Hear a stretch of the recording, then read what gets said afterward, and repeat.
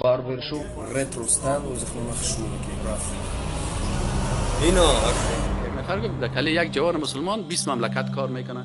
ما گفتم چطور 20 مملکت کار میکنه؟ گفت در سلمانی سرگاهنگ در سلمانی هم 20 دانه عکس اونجا مونده برش میگه. خب بچیم کله تا یهود وارو جور کنم، خدا میخوای مقایسه با یهود بکنی، کله تا نصرانی وارو جور بکنم، کله تا انگلیسی وارو جور بکنم، کله تا فوجی جور بکنم، کله تا مثل اینی اوندو جور بکنم، کله تا مثل اینی همجنسگرا جور بکنم، کله تا مثل اینی لوده جور بکنم. حتی یک قسمش از خرای واشی گرفته تو یک جور کرده این قسم جور بکنم. اما جوان مسلمان میگن نه نه رسول الله صلی الله علیه و آله عن القزع. رسول الله صلی الله علیه و آله از چی منع کرد؟ قزع. قزع چی است که نیمه سرت میمانی این بغلش کل میکنی. رسول الله از چی کرده؟ نهی کرده. یا کل مویت کل کو یا کلش کم کو. فهمیدین یعنی